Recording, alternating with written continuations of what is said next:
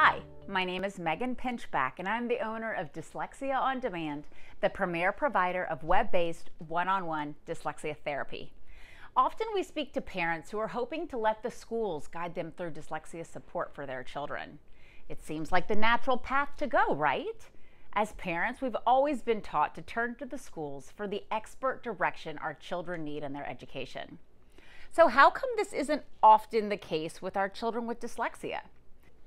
Even though dyslexia is very much an issue impacting the educational experience, we need to remember that our regular and special education teachers are generalists.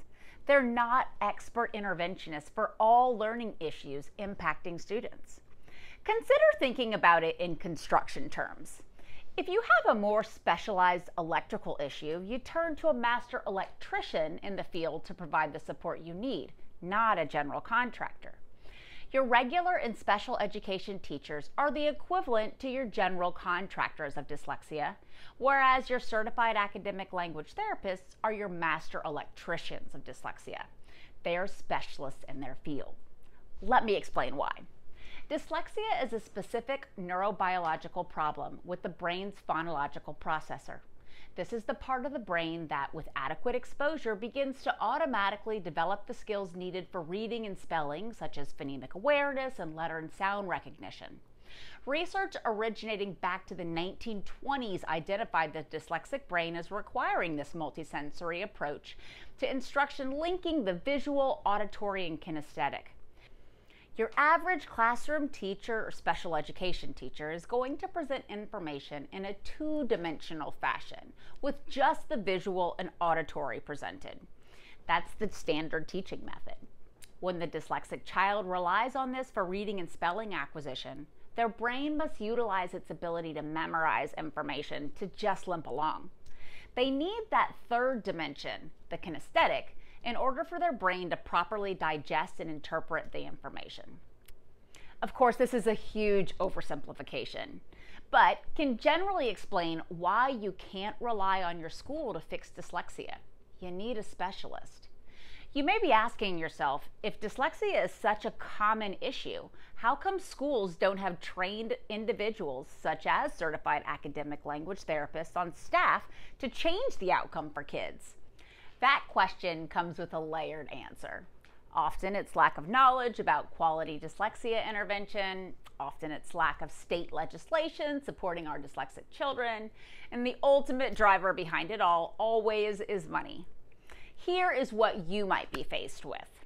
Option 1, your school has no specific evidence-based dyslexia intervention. Basically, the general contractor. When there's no one on the campus with some version of that title, dyslexia support, you're option 1. Sadly, I would say this is the case for the majority of campuses in the United States. They place the children in special education where they continue to receive the same style of two-dimensional instruction, but in a smaller group, and continue to watch them fail. Even though this option is few and far between, there is an option 2. And that's where an evidence-based dyslexia support program is happening, but it's non-therapeutic. Some of these schools are fortunate enough via their state legislation or simply just chosen priority to have dyslexia support staff available to help identify and provide intervention. Generally, these educational professionals have received training in some Orton-Gillingham-based program, but no limited amounts about dyslexia itself. While these programs can often provide helpful support to children in terms of the proper presentation for the dyslexic brain, they also come with many challenges to their long-term effectiveness. The support specialist lacks intimate understanding of the dyslexic brain and how to troubleshoot when the student isn't progressing. The program is often offered to the child for only 30-minute chunks, maybe 2, maybe 3 times a week, which is just not sufficient for the dyslexic brain. Another problem is that many of these programs don't support students when they don't have that basis of phonemic awareness, the base block of reading. In addition, that support specialist probably isn't knowledgeable enough to recognize that this underlying issue must be remediated before the program can even begin and that child finds success. Lastly, these interventions are offered in a group setting and are not effective for students with severe dyslexia or that comorbid common ADHD.